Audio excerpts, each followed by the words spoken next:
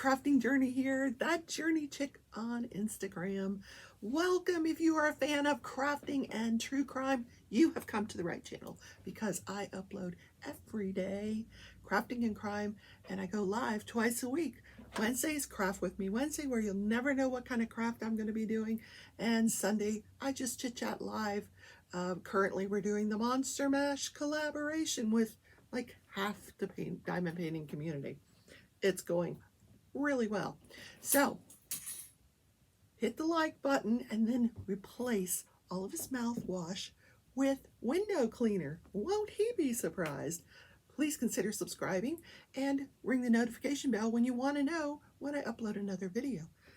So guys, good morning. Good morning. It's Friday. It's Friday. I do the Friday dance. Well, I am happy, because it's also payday. Yay! Gotta pay the rent. Gotta pay the rent. Rent. I need some new songs. Yes. The Monster Mash. It was a graveyard smash. Look, what is all this stuff that I've got here? Good Lord. Let me show you where I'm at, because I did work on this last night. I was in Wolfpack's live. That was a lot of fun with Wolfpack, Stephanie, Crashly, her cat Eli, Stephanie's cat Eli. Crashly has 13 cats. Oh my word. They were all related to Stitch and Pearl. By the way, that's where I got my two cats from, Crashly. Who else was there? Tia. And yeah, I think that's it, because I had to go at a certain time. I had a meeting that I had to be at. Yes, I was up late last night and then again early this morning.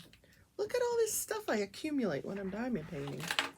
I'm just gonna leave it right there, because then if not, I'll have to go look for it. Okay, so I think we pretty much finished Winston. He's so cute. And I've started this monster here, which is like the sister monster. We've got the daddy monster. No, this I guess would be the mommy. The daddy, the mommy. We got a brother over here. So we got to think of a name. This one's got 3 eyes. Oh my word. So Winston Churchill, obviously. I just like the name Winston. But Crashly suggested we name them after famous people in history. So what could Mama's name be? Like maybe Cleo for Cleopatra? If you have a suggestion, please add it to the comments. What would be a good name for the monster? The Monster Mash. The mommy monster. Something historical, you know? Female. Historical. Okay. Venus Williams. We could call it Winston, Venus. I mean, you guys, I will go with whatever you guys think. All right. We'll just take a little poll. What do you guys think? This is the wrong container. Oh, let me get my spell book out. Here we go. The spell book. I want to do these right here. And then we'll put them all back down there, so you can see what I'm doing. We need a container. These are from Wilson's 3D Designs. I'm not affiliated with that company. I just enjoy their products, diamond painting trays, because they have these little lids and they are stackable. Yes. Okay. There's a link down in my description to Wilson's 3D Designs. Yes, there is. Now, I haven't done Winston's, the white of his eyes, because I'm waiting for my glow-in-the-dark drills from diamondpaintingdrills.com. Also, a link that is down in the description. Diamond painting. Okay, here we go. Before we do the diamond painting, I am getting ahead of myself here. Let us write down some stuff in our planner. So I don't have to pay the rent this week, because today's only the 24th. But I do have to pay it next week. Yes, I do. All right. So we're going to write over here, bills to pay next week. Rent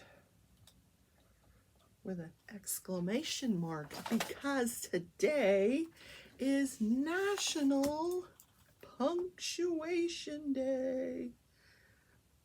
Punctuation. I'm probably not spelling it right, but maybe I can punctuate it properly. We're going to talk about punctuation in a minute. What day in history? Okay. Now, last night I was on Wolfpack's Live. Tonight I will be on J-Rob's Live because DP Addiction Adventures. Check that out at 8 Central Time. But before you go there, check out my buddy Mickey Sunshine Creates at 7 Central Time. She goes live. She's sort of like the lead in to DP Addiction Adventures. So watch Mickey, then watch Jen at 8. I'll be there. We'll be doing our Monster Mash 3rd annual Halloween collab. Jen and I have been doing this Halloween collaboration for 3 years. Yes, J-Rob's live tonight. Halloween collab. Look, I put money there for payday. Payday. Okay. And yesterday was such a busy day. I didn't do any uploads other than the regular Crafting and Crime show. That was my upload for the day. Okay. Oh, I'm really hungry today. I don't usually say that, but I didn't go to bed till after midnight. I was so wound up from this affiliate meeting that I had last night. So wound up. Just over some issues. And I couldn't sleep. So I stayed up, I crocheted. I just sat up in the bed and turned on a podcast that I was listening to and just finished some crochet that I'm working on. And so I went to bed after midnight, and then I was up at 4:30 because the cats were like pawing at the door. Clawing at the door. Where are they? I do not see them.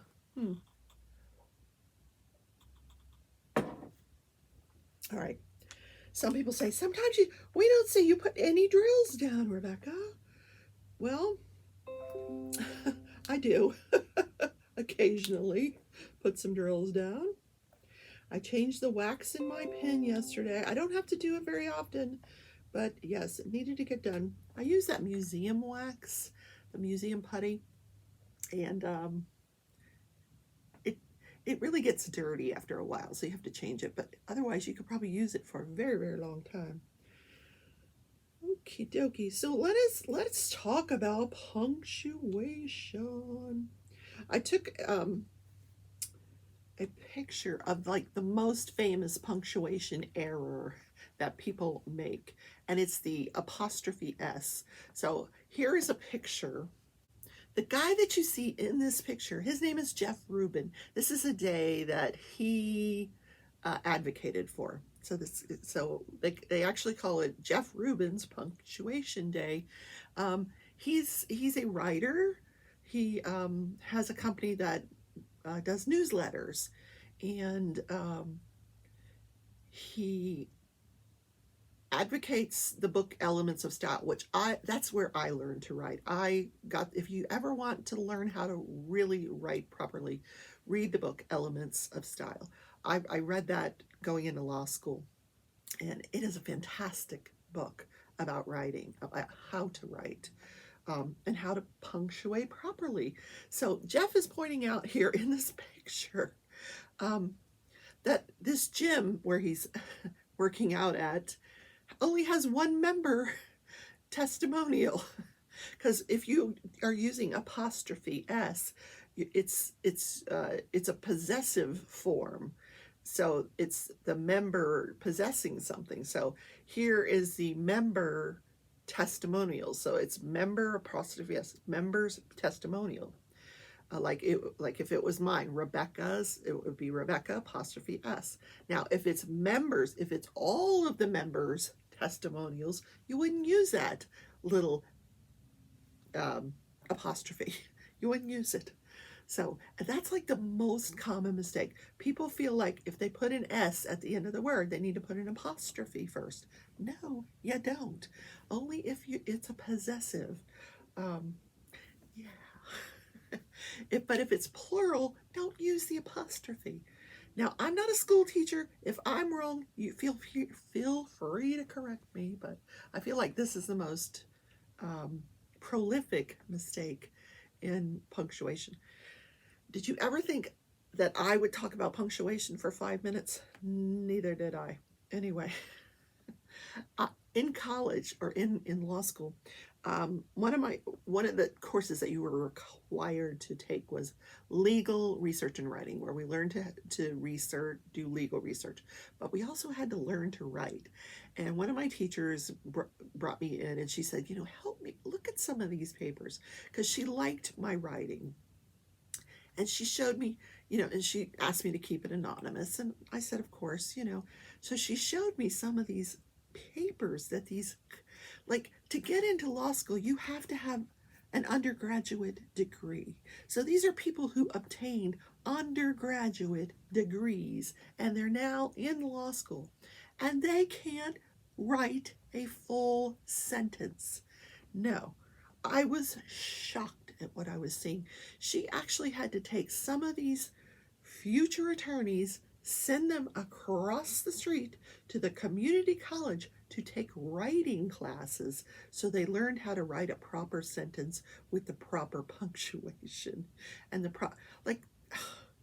grammar was terrible, the handwriting was terrible, and nobody cares about handwriting anymore because you type everything. I understand that, but my God, these people, I was shocked that you could get an undergraduate degree and not know how to form a proper sentence when you're writing. I've always valued good writing. I have.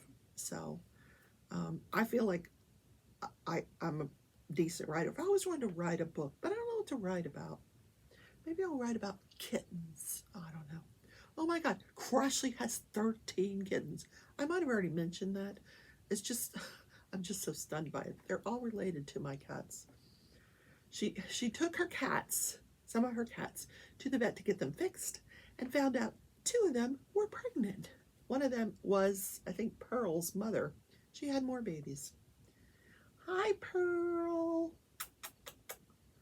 She's bathing herself on top of the shelf. Well, y'all can see that, right? Yeah, I'm putting like a running cat thing here. Hi, are you happy up there? Say, yes, ma'am, I am. That's my little Pearl's perch. That's what I'll call it. Okay, enough with Jeff Rubin and the punctuation. Let's talk about crafting and crime. That's what you're here for, right? So, in the Gabby Petito case, still no cause of death. I don't expect that they're going to release the cause of death for some time. I think they want to keep that under wraps until they at least have Brian Laundrie in custody. They are still looking for him. Today, when they start searching again, it will be day 6. Meanwhile, I think Brian Laundrie is sitting in a hotel in Acapulco somewhere, laughing his butt off, watching YouTube search for him. I don't know. I'm probably not the only one that thinks that either. So the focus these days have been, the last few days have been, what about all these other missing people? Gabby got a lot of attention, and it led to amateur, people coming forward through social media, and that's how they found her body. The last person to see her van was parked on the side of the road. That was very close to where they found her body. So, thank you, social media. If I ever disappear, please help find me. So, but there are so many missing people in this country. Children, women, adults, A couple weeks ago, People magazine did a spread on 8 females that have just disappeared, um, just vanished. Most of them, had family, were married. Like one was the day before her child's birthday party. She just disappears. Like these people just vanish and don't get the publicity that the Gabby Petito case got. Now, I'm not sure why that is, but in any case, the good thing about the Gabby Petito case is now some of these other cases are coming to light.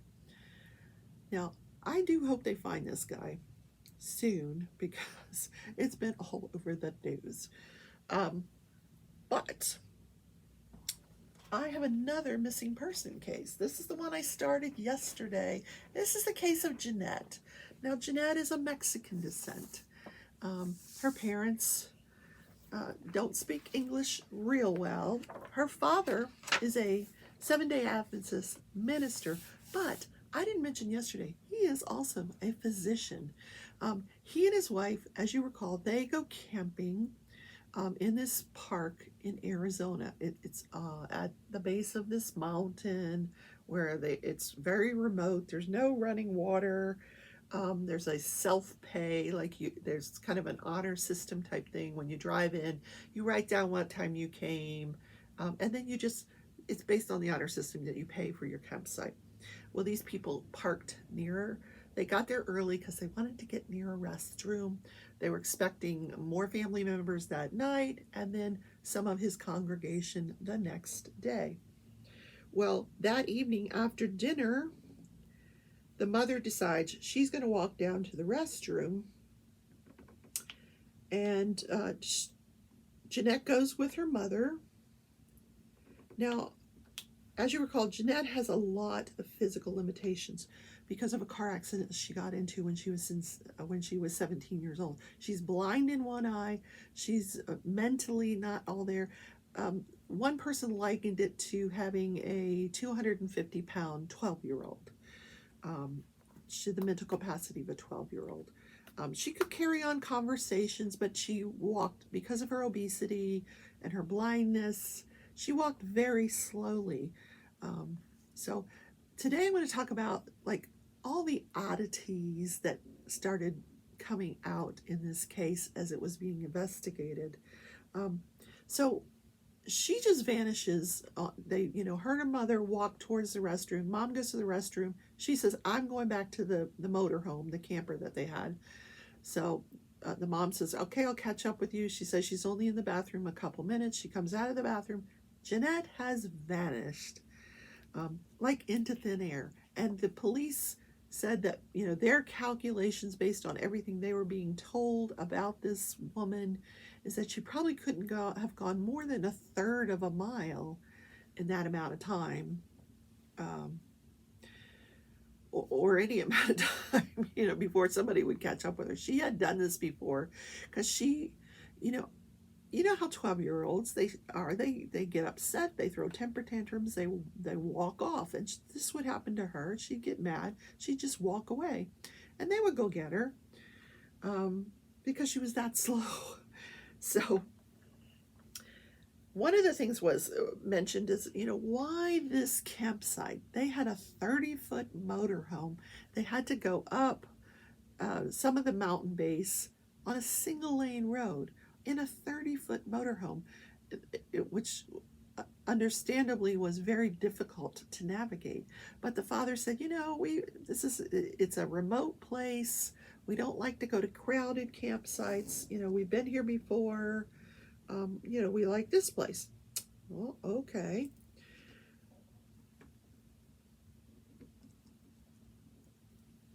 Another question that came up was, did anybody see this person, Jeanette? Did anybody see her? There were other campers there. There were at least two other sets of campers, and both recall only seeing a man and a woman. Not 3 people, just 2. However, one of the individuals who recalled seeing the woman, described the woman, and the person he was describing was Jeanette, not the mother. So she may have been seen by one of these other campers. But the interesting thing was, when she went missing, the father and the mother don't go to these other campsites and say, hey, you know, our daughter's missing. Could you help us look for her? Did she come over here? They were never approached by these parents. One of them said that they could hear arguing coming from that campsite between whoever was there, which would have been the parents. Because, you know, when you're in that kind of a location, your voice carries. You know, the sun is going down, your voice is carrying. So other people can hear you. And they were arguing. Now, nobody remembers about what, but, and of course the parents deny that they were arguing. Another interesting point is, why did the mother use the restroom that was farthest away from the motorhome? She could, first of all, she could have used the restroom in the motorhome. They got there early to park in proximity to a restroom. So she didn't go to the restroom that they parked in proximity to. She opted to go to the farthest one away. So they actually passed a second restroom to get to the farthest away restroom. Now, you can probably surmise, well, maybe the mom she wanted to go for a walk. The daughter didn't want to go, but then when she mentioned the pay box, the fee box, the daughter said, oh, okay, I'll go, but happened to be near that farthest restroom, which is maybe why she went that way, because she was trying to get her daughter to take a walk, and she wanted to take a walk. That could be the explanation for that. All of the family members were given polygraph tests by the police, and they all passed. None of them were showing any deception at all. So I thought that was interesting. Now, I did tell you that, you know, when the police showed up on that Monday, the parents were gone. Well, the parents say, well, yeah, we left because the police had told us, we don't think she's here. We don't think she's anywhere on this mountain, anywhere on this campsite. She was, the likely scenario is that she was abducted, because we would have seen we would have seen something, you know, the canines would have tracked her, you know, that somehow they would have, because how far could she have gotten, you know, on foot? She didn't move very slowly and was half blind. So they really feel like she was maybe picked up in another vehicle, although they say that she was aware of strangers. She would not have gotten into a vehicle with anybody she didn't know, unless, of course, they offered her pizza.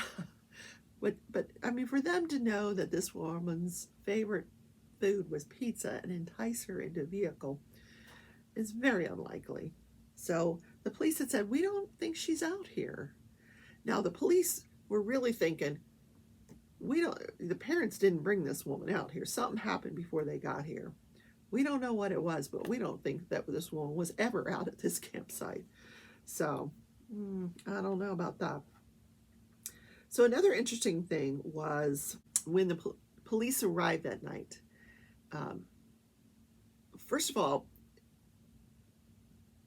the father's explanation during the disappearance is that he was sitting in the motorhome in the passenger seat, looking through the rearview mirror so he could see what was going on in his rearview mirror, and he was making phone calls. Well, you don't get a signal out of this campsite. This campsite is in the middle of nowhere. You're not making any phone calls. Guaranteed, you're not making any phone calls. So why he would say that, I don't know. And then, if he was making phone calls, if he did have a signal, then why did he have to, after his son arrives that night, about 8 o'clock, he sends his son 45 minutes into town to call 911. Well, you just said you were on your phone earlier. You had a signal. You couldn't call 911. And even if it wasn't your carrier, if you call 911 and you're in an area that your carrier doesn't service, that there's an FCC rule that they must put you through to the closest cell tower, no matter whose it is. Sprint, or is Sprint still around? No, Sprint's not around. T-Mobile, Verizon, whatever. They have to put you through the closest cell tower. But anyway, he sends his son 45 minutes down the road to call the police. So now the police don't get there till after 9 o'clock. When the police get there, the father doesn't even acknowledge them. He's over there like fixing his van. Now the children's explanation for this is, Dad, that's how Dad is. He's debilitated himself. He can't help in the search because of his handicap. He walks with a cane. He would do these other things to keep his mind occupied. The next day when the congregation is there and they're all helping, in the search, he's like flipping burgers and stuff, But they said, he just needed to keep busy because his daughter was gone and there wasn't anything he could do about it. And he felt like the police were handling it. So did they actually leave the campsite? Yes. On Monday they left thinking, okay, she's not on this mountain. So they drive into town where they stay in the closest town to the campsite. They stay in town for several days handing out flyers because they think this is, what else can we do, And so, and they actually do go back to that site every now and then. They'll gather some friends, they'll go back to this campsite, and they'll look for what they think is going to be a body, and they'll try to search for Jeanette. So we're going to part 3 of this saga tomorrow. There's more. Trust me, there's more. Yep. What happened to Jeanette?